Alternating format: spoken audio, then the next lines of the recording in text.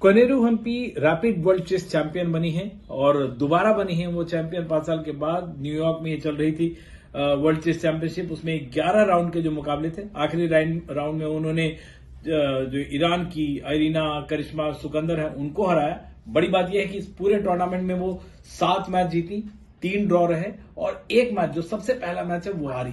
उसके बाद उन्होंने जबरदस्त वापसी की और पिछले कई मैचेस से आपने ओलंपियाड में उनका नाम नहीं सुना होगा और जो वर्ल्ड जो कैंडिडेट्स में है उसमें आगे बढ़ते हुए उनको नहीं देखा होगा, लेकिन जो उन्होंने शानदार वापसी की है, इसलिए भी 37 साल की है। मैं उनसे पहली बार एशियन गेम्स के दौरान मिला था। 2006 में एशियन गेम्स में उन्होंने गोल्ड मेडल जीता था। वर्ल्ड की यंगेस्ट जो ग्रैंड मास्टर है वो बनी थी, वो 15 साल की उम्र में। बाद में चीन की लड़की ने उनको उनसे कम उम्र में आगे जाके बनी, तो यंगेस्ट रही थी वो। लेकिन एक और उनके साथ बड़ी बात यह है कि ये जो पूरा टूर्नामेंट है इसमें चीन के जो खिलाड़ी हैं, जो वर्ल्ड नंबर 1 है, वर्ल्ड चैंपियन है इनफैक्ट, और वर्ल्ड नंबर 2 है, उनको भी उन्होंने सरपास किया, 8.5 अंक हासिल किए और वर्ल्ड चैंपियन बनी।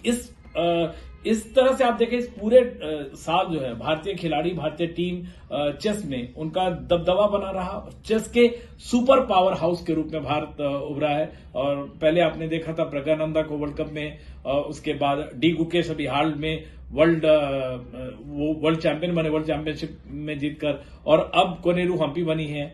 ओलंपियाड में आपने देखा मेन विमेन दोनों की टीम ने, सिर्फ दुनिया की 3 टीम ऐसा कर पाई है, वो कारनामा किया। तो कई सारे कारनामे इस बार वर्ल्ड शतरंज की दुनिया में किए और भारत की बादशाहत कायम हुई है। ये rapid chess world chess champion बनी है दोबारा। इसका क्या मतलब है? 3 तरह के बेसिकली टूर्नामेंट होते हैं। एक तो क्लासिकल होता है जिसमें 1.5 घंटे का समय होता है दोनों खिलाड़ियों के पास, बाद में 30-30 सेकंड जुड़ता जाता है और इस तरह से 5 से 6 घंटे ये खेल चलता है। अगर क्रिकेट की भाषा में अगर आप समझना चाहें तो टेस्ट मैच, वनडे और T20 है। तो टेस्ट मैच हुआ जिससे डी गुकेश ने जीता है, वर्ल्ड क्लासिकल वो गेम होता है। इसके बाद जो रैपिड अभी जीता है ये वनडे वर्ल्ड चैंपियन है, जिसे धोनी ने जैसे जीता था 2011 में, 1983 में कपिल देव ने जीता था। तो कपिल देव धोनी के साथ वो खड़ी हो गई हैं। और अब जो तीसरा है ब्लिट्ज, वो आज से वहां पे 1 दिन के बाद वहां से शुरू और न्यूयॉर्क में ही। ब्लिट्ज में 7-8 मिनट में गेम खत्म हो जाता है। सुपर T20 आप समझिए। तो वनडे का आपने खिताब जीता है, T20 क्लासिकल जीता है, ओलंपियाड भी इसी साल जीता है। चेस में जो भारत की बादशाहत है वो कायम है। चीन की खिलाड़ी को आपने हरा के, चीन की जो खिलाड़ी हैं उनको एक तरह से मैग्नस कार्लसन माना जाता है।